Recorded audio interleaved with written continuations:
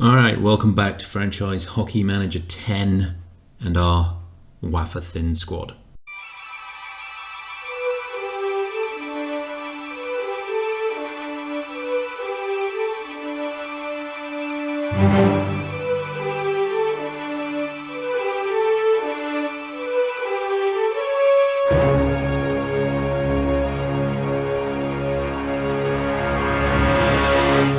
So the thinness of my squad is, it's purely my fault at the end of the day.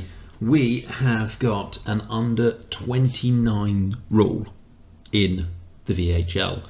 We got to have at least 18 under 29s on our team at all times. What that meant though, is when I went and put Balanov and Amigo onto the injury list with their injuries, that put us below the limit. And the game would not let me basically move forward. And I also couldn't take them back off the list because there is a minimum of 5 days that they've got to be on it. So I've had to go do some shopping and I've picked up 2 new players. Do you want to see them?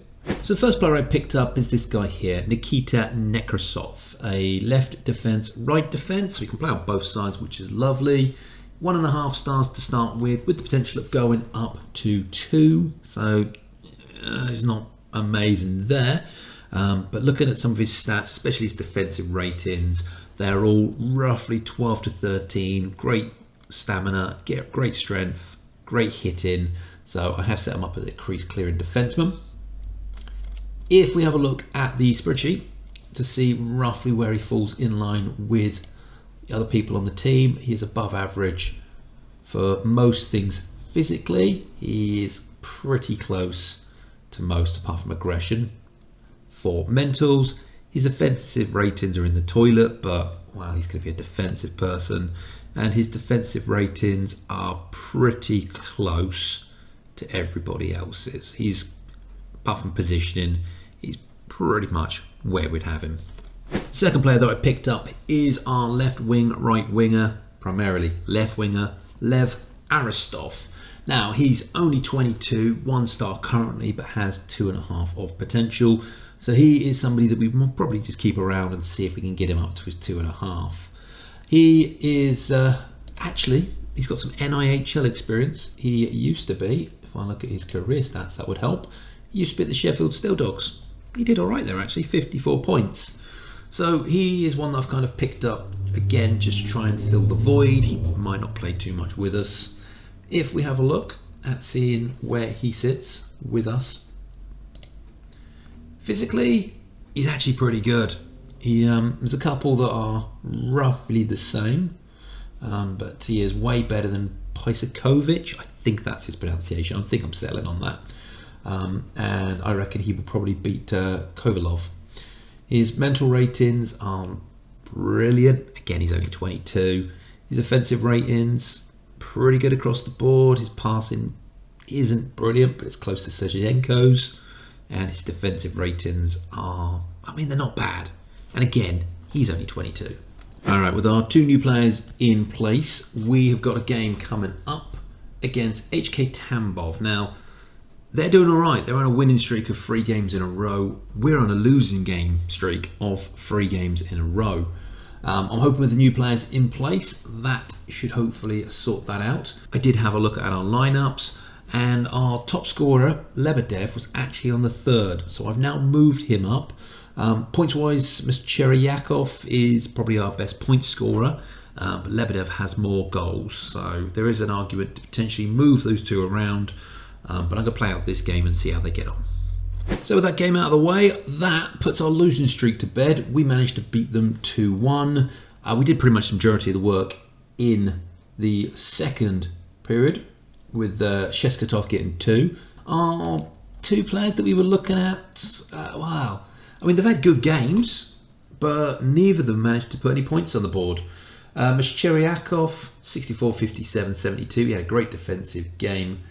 And Lebedev, 62, 50, and 71. Both of them had great defensive games. Neither of them had great offensive games, which is a little worrying. Another game out of the way, and it does look like Cheryakov has started firing. He managed to get a goal early in the first, with Lebedev not really anywhere to be seen. Second period was pretty much just a washout. Neither team managed to do anything. They did manage to get one back quite early on, but we did manage to put away an empty netter in the third by Micheriakov again. So he got 2 goals in that one.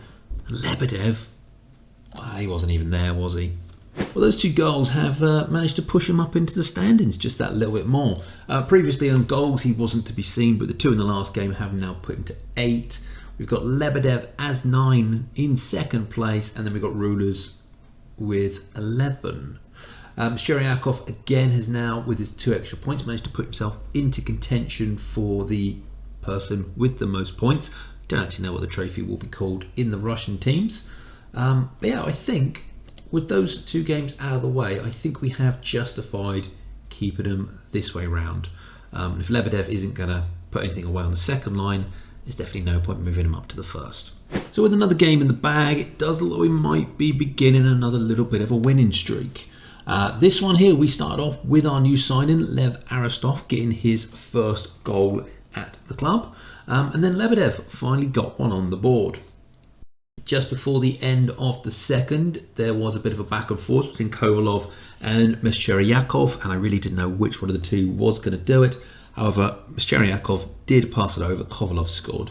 So whilst he doesn't get a goal, he still gets an assist. That's going to help him with his points award. In the third, they did manage to get 1 back, but it wasn't enough, and we took the win. Now I knew it. I knew things were going too well. Nikolaev has been injured, strained pectoral muscle, likely duration is 2 to 3 weeks. Doctors report that we could delay it until the end of the season, but his performance will be affected. We've got a long way left of the season, a long way. So I don't want him playing rubbish for the rest of the season. We are not going to delay his treatment. He just needs to go off and get himself sorted, and we'll see him in a couple of weeks' time. Now I think I'm going to leave off the episode here. We started in 9th place with a 3-game losing streak. We're ending it in 2nd place, joint first technically, but we do have a game in hand. So if they continue winning like they do, they're on a 6-game winning streak. We'll probably still sit in 2nd. Yeah, we're sitting at 2nd place, 3-game winning streak, and we have a lot of players sitting in positions where they could end up winning trophies. But yeah, I think we're going to leave it there, and I will see you guys next time.